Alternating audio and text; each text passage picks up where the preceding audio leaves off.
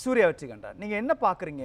சுகுணா நிகழ்ச்சி ஆரம்பிக்கிறப்போ பல சமாச்சாரங்களை சொல்லி நீதிமன்றத்தை நாட வேண்டிய நிலைக்கு தமிழ்நாடு அரசாங்கம் தள்ளப்பட்டிருக்கு அப்படின்னு சொல்கிறாரு. அப்படிப்பட்ட ஒரு சூழலில் தான் நீங்கள் நீதிமன்றத்தை நாடி இருக்கிறீங்களா?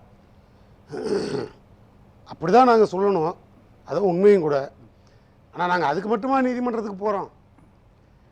ஒன்றிய அரசுக்கிட்டேருந்து நிதி வாங்குறதுக்கு கூட நாங்கள் சுப்ரீம் கோர்ட்டுக்கு தான் போகணும். பிரைம் மினிஸ்டரே எங்களுக்கு சுப்ரீம் கோர்ட்டுன்னு தான் பழிச்சுன்னு சொல்லணும். ஏன்னா அந்த பார்சியாலிட்டிக்கே நாங்கள் அங்கே தான் போகிறோம். எங்களோட தமிழ்நாடு ஒரு தனி நாடு அப்படிங்கிற மாதிரி ஒரு தீவில் தள்ளி விட்ட மாதிரி மோடி அரசும், அங்கே இதுக்கு பவர் ஏஜெண்டாக இருக்குது இங்கே இருக்கிற ஒரு ஆளுநரும், இதெல்லாம் நாங்கள் எப்படி அதை ஃபேஸ் பண்ணி வெளில வரோம்? நீங்கள் மாற்றி மாற்றி கேள்விகளை கேட்டுக்கிட்டே வந்தீங்க. எங்கள் அண்ணன் முருக பக்தர் சரவண பெருமாள் என்ன சொன்னார்? எதுக்காக ஒன்று சொன்னாரா? ஏதாவது ஒன்று பதில் கிடச்சிதா? அந்த பதில் வந்து சுப்ரீம் கோர்ட்டில் அவங்களுக்கே ஒன்றிய அரசால் கொடுக்க முடியல. நீதியரசர்கள் கேட்குற கேள்விக்கு அங்கேயே பதில் இல்லை. அதில் பிறகு இவர் என்ன பண்ணுவார்?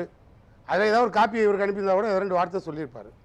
அதில் இது எல்லாமே நாங்கள் வந்த காலத்துங்கள்லேருந்து ஒன்றிய அரசுக்கு பிடிக்காத மாநிலத்தில் இருக்கிற மாநில சுயாட்சி விரும்பக்கூடிய அந்த தத்துவத்தின் அடிப்படையில் வரக்கூடிய எல்லா அரசியல் கட்சிகளுக்கும் இதான் நிலைமை, மாநில கட்சிகளுக்கு இதான் நிலைமை. அது பகிரங்கமா பட்டவர்த்தனமா இல்ல, இதுல ஒரு லாஜிக் புள்ளி இருக்கு இல்லையா? இப்ப எந்த மாநிலமும் நீதிமன்றத்தை போய் நாடாத பொழுது தமிழ்நாடு மட்டும் ஏன் நாடுது?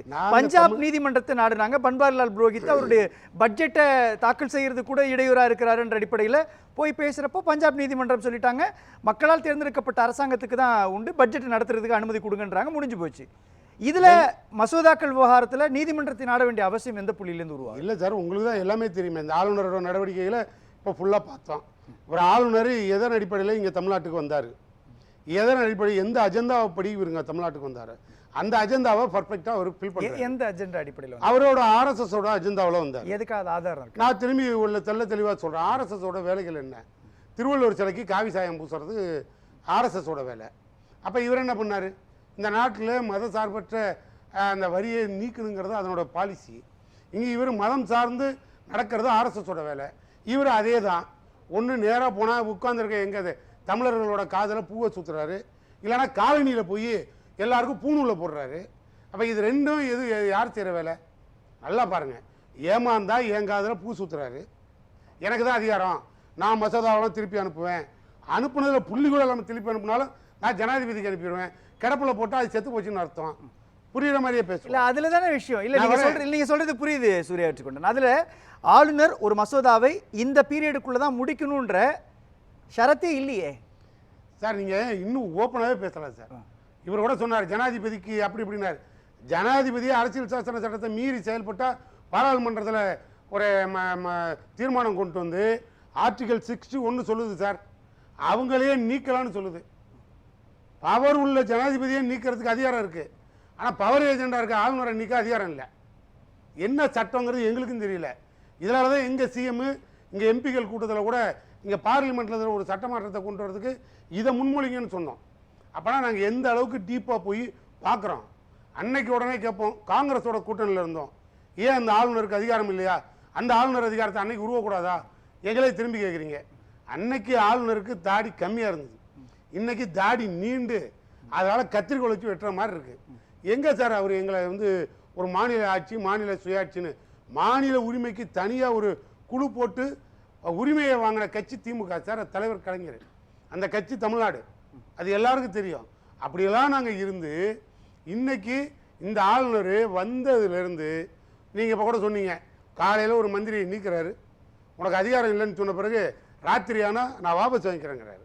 இது எப்படி எடுத்துக்கிறது? ஆளுநருக்கு அதிகாரத்தை எடுத்துக்கிறதா, இல்லை ஏதாவது டாக்டர்கிட்ட கூட்டு போய்? இதுதான் ப்ராப்ளமா உங்களுக்கு? ஆளுநர் இல்லை, ஒரு நிமிஷம், ஆளுநர் பொதுவெளியில் சில கருத்துக்களை அவருடைய ஐடியாலஜிக்கல் சார்ந்து பேசும்பொழுது அதற்கு நேராக எதிர்ப்பு பதிவு செய்யாமல் அவரை நீக்குவதற்கான ஒரு விஷயமாக, அல்லது அவர் மீது ஒரு அவதூறை அல்லது அவர் மீதான சில விஷயத்தை உருவாக்குறதுக்காக நீதிமன்றத்தை நாடுறீங்களா? நாங்கள் இப்போ தமிழ்நாட்டு மக்களுக்கு முழுக்க இந்த ஆளுநரோட நடவடிக்கை தெரியும். நாங்கள் இந்த ஆளுநரை எதிர்த்து ஒவ்வொரு மசோதாவிலையும் போராடுறோம். அனுப்பின நீட்டு மசோதாவுக்கே எவ்வளோ நாள் போராடணும், அந்த கேப்லேயே எத்தனை பிள்ளைங்க செத்து போச்சு எல்லாருக்கும் தெரியும். அதே மாதிரி அங்கேருந்து வந்து விளக்கு கொடுக்குறேன்னு சொல்லிட்டு போய் அதுக்கு பின்னால் நிர்மலா சீதாராமன் சொல்லிட்டு போன பிறகு கூட எத்தனை உயிர்கள் இறந்து போனாங்கன்னு அப்பயே தெரியும். இது எல்லாம் நாங்கள் ஒன்றையும் பார்க்காததில்லை. இந்த மசோதா பிரச்சனையில் நாங்கள் ஏற்கனவே சுப்ரீம் கோர்ட்டுக்கு போயிருக்கோம், ஏற்கனவே இவரோட போராடிக்கிட்டு இருக்கோம். இப்போ நீங்கள் ஒன்று கேட்டீங்க, 2 வருஷமாக உடப்புல கிடந்துன்னா அது என்ன ஆகணுங்க, அது அவ்வளோதான் காலாவதின்னு அவரே ஒரு ஐஏஎஸ் ஐபிஎஸ் ஸ்டூடெண்ட்ஸ்களை கூப்பிட்டு தேர்வானவர்களை கூப்பிட்டு பாடம் எப்படி எடுத்தார். நீங்களாம் மத்திய அரசுக்கு சாதகமாக இருக்கணும், மாநில அரசு கட்டுப்பாடில் இருக்கக்கூடாது, மாநில அரசுக்கு சொல்கிறத எது கேட்கக்கூடாது, உங்களெல்லாம் நியமனம் பண்ணுறது மத்திய அரசு, அதிகாரம் முழுக்க உங்களுக்கு அங்கே, இப்படி தான் அவர் சொல்லி கொடுத்தாரு.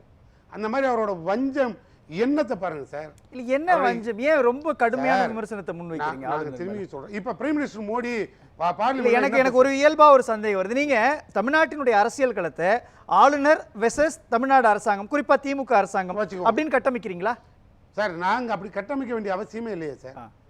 இவரோட அதிகாரமே இவருக்கு அதிகாரமே கிடையாதுங்கிறது எங்களோட வாதம். அனுப்புற மசோதாவை நீங்க கையெழுத்து போடணும், நீங்க பவர்லெஸ் பவர் ஏஜென்ட்.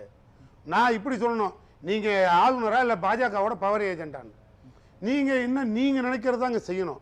மொழி ஆய்வு நீங்க நடத்துறீங்க, தமிழை எவன் கொடுத்தான், அதில் எப்படி ஹிந்தி வரணும், மும்மொழி கொள்கை எங்கே திணிக்கணும், இல்லை யார் யார் என்னென்ன வேலை பார்க்குறா, இதெல்லாம் உங்கள் ஆய்வா? அங்கே வெடிகுண்டு வெடிச்சதுன்னா எங்கேருந்து நிதி வருது, எங்கேருந்து ஆதாரம் வருது, இல்லை தமிழ்நாட்டில் சட்டம் ஒழுங்கே சரியில்லை, நீங்கள் எது வேணாலும் நீங்கள் அறிக்கையாக ஜனாதிபதி கொடுக்கலாம், நியாயம் தானே? உங்களோட அறிக்கையை எதை வேணாலும் ஜனாதிபதிக்கு அனுப்பலாம், உங்களுக்கு அவ்வளோதான் பவர். அது இன்டைரக்டாக டைரக்டாக எது வேணாலும் பண்ணிக்கோங்க. வெளிப்படையாக பேசுகிற அதிகாரத்தை உங்களுக்கு கொடுத்த ஆள் யார் சார்?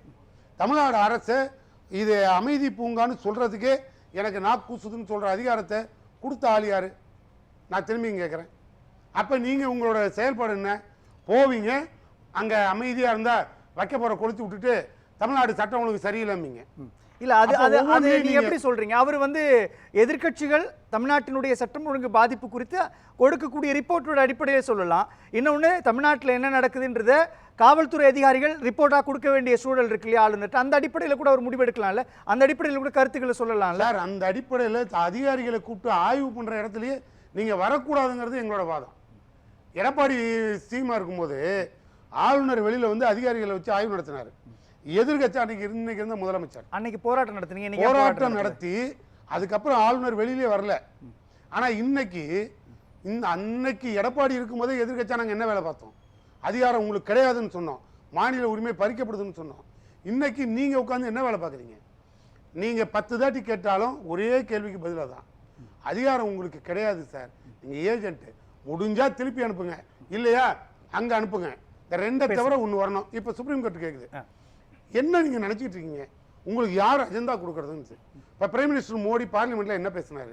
இப்ப பேசும்போது, நான் குஜராத்தில் இருக்கும்போது ஆளுநர் நாங்க கொடுக்கறதோ அவர் படிப்பார், அவர் தெளிவா இப்ப பதிவு பண்றாரு. அப்படின்னா ஆளுநர்கள் மாநிலத்தில் இருக்கக்கூடிய சர்க்கார்களை மதிக்கணும், அவங்க கொடுக்குற மசோதாவை நிறைவேற்றணும், அதோட ஒத்து போகணும், ஒத்த கருத்துடன் இருக்கணும். இதெல்லாம் பிரைம் மினிஸ்டர் சொல்றாரு. இல்ல இதுதான் எனக்கு புரியல, ஒரு விஷயம் புரியல. சட்டமன்றத்தில் நடக்கக்கூடிய விஷயங்கள்ல அல்லது ஆளுநர் நடக்கக்கூடிய விஷயங்கள்ல யாரோ ஒருத்தவங்க சொல்லிக் கொடுக்கக்கூடிய அஜெண்டா படி செயல்படுறாரு ஒரு பக்கம் விமர்சிக்கிறீங்க, இன்னொரு பக்கம் நாடாளுமன்றத்தில் பிரதமர் நரேந்திர மோடி சொன்னாருன்னு சொல்றீங்க இல்லையா? 2 முரண்பாடு இருக்குல்ல. அப்ப யாரு ஆளுநருக்கு இங்க அங்கதான் சொல்லிக் கொடுக்கறது? நான் முடிக்க விட்டீங்கன்னா நீங்க அங்க வந்துருவேன். இப்ப மோடி இவ்வளவும் பேசினாரு, தமிழ்நாட்டில் ஒரு ஆளுநரை அப்ப மோடி அனுப்புனாரா, மோடி தெம்புல இவர் ஆளுநர் ஆடுறாரா, இல்ல ஆளுநர் RSS ஓட தெம்புல ஆளுநர் இங்க ஆடிக்கிட்டு இருக்காரா? எங்க கேள்வி இங்க தான் வரும். அப்ப நீங்க RN ரவியா, RSS ரவியா? உங்களை இயக்குறது RSS-ஆ, பிரதமர் மோடியா? ஆதாரங்களே இல்லையே. நாடாளுமன்றத்துல பிரதமர் நரேந்திர மோடி பேசுறப்போ அதுக்கான ரைட்ஸ் அவங்களுக்கு கிடையாது, மாநில அரசாங்கம் குறிப்பா மக்களால் தேர்ந்தெடுக்கப்பட்ட அரசாங்கம் கொடுக்கறத வாசிக்கணும்னு சொல்றாரு. அப்படின்னா நான் கேட்கறது, அப்படின்னு பார்த்தா மோடி தெம்புல நீங்க இல்ல, மோடியை தாண்டி நீங்க செயல்படுறீங்க. அப்ப இயக்குறது RSS-ஆ? உங்களுக்கு யார் இந்த அதிகாரத்தை கொடுத்தது?